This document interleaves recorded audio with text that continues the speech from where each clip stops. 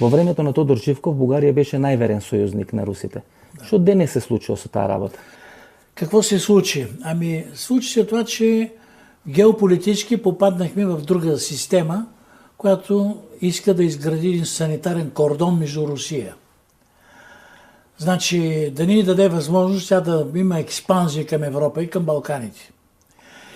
И в този смисъл всичко, което се прави в България е подчинено на това. Ние да станем част от една система, която изолира Русия. Меѓутоа, вие бевте во времето на Тодор Живков најверен сојузник Ние бяхме на најверен Русија. съюзник, защото ние имахме огромни икономически изгоди. Само да ви кажа, ние купувахме газ, тая, която сега купувахме, за 1000 кубически метра плащахме $20 за 1000. Сега плащаме над 400. Нефта, тон, не барел, един тон го купувахме по 50-60 рубли. Това струваше $300. Те ни даваха около 12 милиона тона нефт, от които ние продавахме 2-3 милиона на международни цени на италианската средиземноморска борса. Метали, дървесина, всичко ни даваха в огромни количества, а ние го препредавахме. През България вагоните и корабите и вагоните, композиции ги пращахме в Европа, имахме огромен интерес. Тайно от другите държави Брежнев ни даваше по $500 милиона тайно. Никой не знаеше за това, те се договориха само Брежнев и Тодор Живков. Меѓутоа, многу луѓе од Политбирото има и после Тодор Живков многу блиски релации со Русија, многу блиски релации со Москва. Таа трговија со енергетика, со нафта, со газ и после падот на комунизмот си продолжи.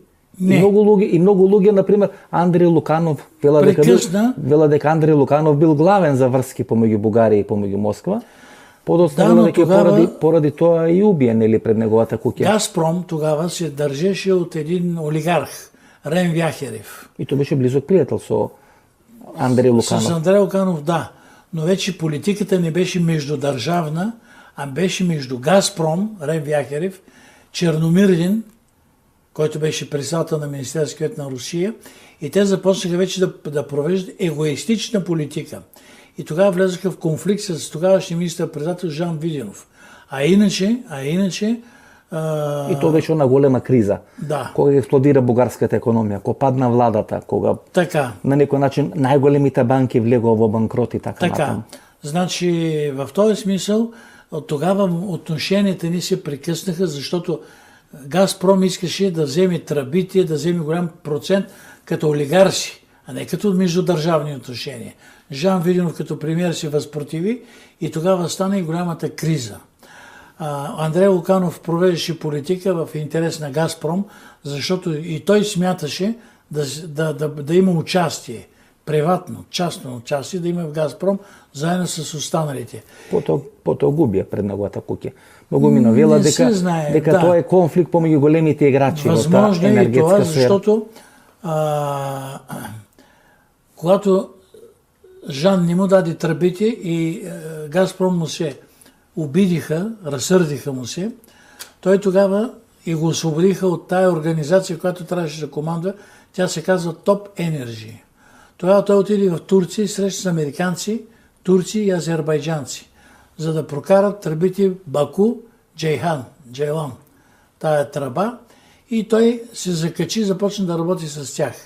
Една от версиите, че заради това предателство ще отиде от едната каруца на другата каруца скочи, една от причините е, че това може би затова са го и разстреляли хората, които са имали интереси.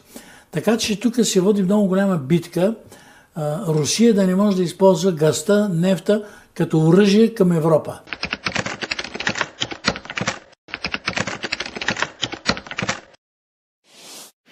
Румен Овчаров од 2 мандати или од 2 наврати беше министар за енергетика во Бугарија. Во Бугарија тоа е една од клучните политички позиции и функции, во негово време се договорени или се проектирани 4 клучни проекти во таа енергетска сфера во Бугарија кои чинат стотици милиарди долари. Тоа е електраната, односно нуклеарката во Белане, тоа е гасоводот Южен Тек, тоа е нафтоводот помеѓу Бургас и Александрополус во Грција и тоа е проектот или американскиот проект Набуко. Всушност Румен Овчаров е главен играч на тоа енергетско лоби во Бугарија, тој е масон и се смета дека е клучниот руски играч во таа енергетска сфера на Балканскиот полуостров. Всушност во Бугарија, почитувани гледачи, постојат два крака на тоа енергетско лоби. Едниот крак го представуваше Румен Овчаров, кој сметаше дека Бугарија треба да гради во најголем дел нуклеарни централи и на тој начин да биде под контрола или да биде зависна од Москва и од Русија.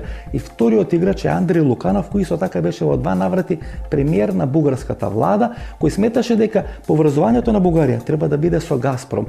Румен Овчаров победи во таа битка со Андреј Луканов и денес важи за главен играч на енергетското лоби во Бугарија и главен руски играч во регионот.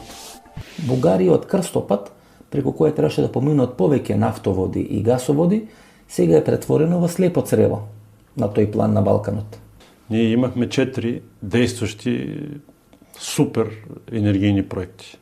Имам предвид Бургас Александрополис, имам предвид Набуко, имам предвид Южен поток, имам предвид Белене. И всички наоколо ни завиждах. 4 проекти. Да. Значи Бургас Александрополус. Зачернат. Ние имавме интервју со Бојко Борисов минатата година, кој се уште беше лидер на опозицијата, тој вака тоа го објаснуваше. Бургас Александрополус е откажен поради еколошки причини. Глупости.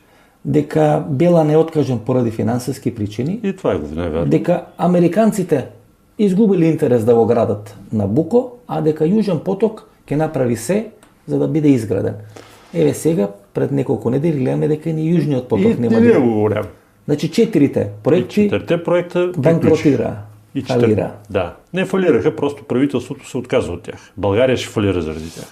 Еве една најава од нашето ланско интервју со Бојко Борисов, кој тогаш беше лидер на бугарската опозиција, денес е бугарски премиер, кај што тој гласно размислува или шпекулира дека можеби пред година и пол дена неговата влада беше русена од руското енергетско лоби кој ги губеше своите позиции на бугарскиот пазар. Меѓутоа тоа не е случај само со Бојко Борисов. И владата на Жан Виденов 95-96 година беше рушена исто така од руското енергетско лоби, бидејќи Жан Виденов не дозволи Газпром преку територијата на Бугарија да го пренесува својот газ на територијата на Западна Европа. Тога се случи најголемиот банкрот во бугарската историја, кога најголемите бугарски банки банкротират и кога владата на Жан Виденов е рушена преку улиците или преку софските улици. На тој начин, сушност руското енергетско лоби во два наврати, кога стана збор за Бојко Борисов и кога стана збор за Жан Виденов, ја покаже својата сила не само во Бугарија, туку во целиот регион. Тие големи протести против вас, тоа беше еден конгломерат, еден композит на структури кои се доста чудни. Например, имаше многу пари во тие протести фрлено. Значи се гледаше дека има многу пари. На тие протести се гледа луѓе блиски до Алексеј Петров. Имаше хулигани од фудбалските екипи. Значи имаше интерес на одредена олигархија, можеби странска олигархија, кој имаше голем интерес да ги има под контрола и нуклеарките во Бугарија, и оние траси за газ, и траси за нафта и така натаму. Разбира се. Разбира се, ние много интереси на практика нарушихме. Милиарди са се крали от ядрената енергетика. Ние го спряхме този проект. Спряхме Бургас Александрополус. Дадохме на концесия проучването и добив на газ и нефт в Черно море на най-големия европейски консорциум, изграден от ОМВ, Тотал и Рапсол. Австрийци, французи и испанци. Премахнахме посредниците за доставка на газ. По 200 милиона на година губят от това. Директно и намалих цената на газа с 20%. Па тогаш не треба да се чудите зашо ве симна од власт. Как да не се чуда? Тие луѓе имат интерес да ве симнат. Разбира се. Околу 600 милиони долари на годишно ниво губи Бугарија само поради тоа што нема да биде изграден тој Јужен тек, бидејќи со транзитот на тој руски газ низ територијата на Бугарија, годишно Бугарија требаше да печели 600 милиони долари. Тоа е огромна пара, почитувани гледачи, посебно за на така економски слаба држава како што е Бугарија. Но тоа говори колку многу пари се вртат околу сите тие енергетски игри, не само тука на Балканот, туку во тие односи помеѓу Москва и Вашингтон. Коя е вистината? Кая е вистината? Тя е много простичка. Аз ви предлагам вземете тук химикалката и смятайте. В момента България транзитира някъде около 15-16 милиарда кубически метра. Някога до 17. За Турция, Гърция и Македония. За тези количества ние получаваме годишно 170 милиона лева. Или 110-120 милиона долара. Годишно. Сега. Со Южниот поток? Сега. Цената за транзит на 1000 нормални кубически метра природен газ на 100 км е около 1,85. И тя по нашия договор с руснаците, който сключвахме по мое време 2006 година, се увеличава ежегодно с инфлацията в Европейския съюз.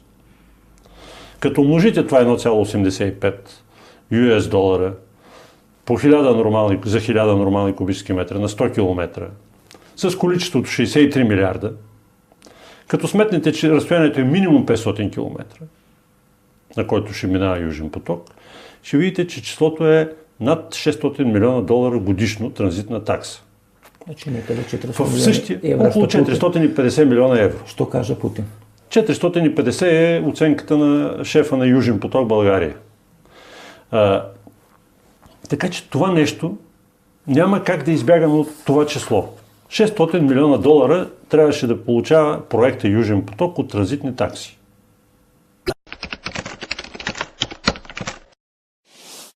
И във времето на комунизмот и денес бугарските служби имат много силни упорища во арапскиот или исламскиот свет. Во времето на комунизмот, по налог на КГБ, бугарските служби требаше да имат много добри релации на територијата на Блискиот исток, во арапскиот свет или во исламскиот свет и тамо преку своите упоришта да имат контрола на сите тие процеси. Па дури се сметаше, почитувани гледачи, дека во тој процес или во таа подготовка за атентатот врз папата некаде почетокот на 80-те години на минатиот век беа вмешани бугарските служби по налог на КГБ. Бугарските служби и руските служби секојаш беа многу блиски. Да. Дури бугарските служби обавува многу валкани работи во интерес на КГБ, во интерес на руските служби. И ден денес тие релации постојат, тие релации се присутни. Ден денес многу, ајде да речем, поранишни соработници на руските служби се на високи позиции во Бугарија. Можат ли тие луѓе да предизвикаат нови конфликти тука во Бугарија? Бидејќи неколку години, 2 години ред поред паѓаат бугарските влади и најчесто паѓаат токму на тие прашања. Южен поток, ајде да речеме тој гасовод или тој нафтовод помеѓу Бургас и Александрополус, ова нуклеарна централа во Белани и така натаму. Тензично е во Бугарија, во најголем дел е тензично поради тие причини. Вижте, ние работихме действително под флага на КГБ и имахме много голям авторитет. Най-силно работиме в арабския свят.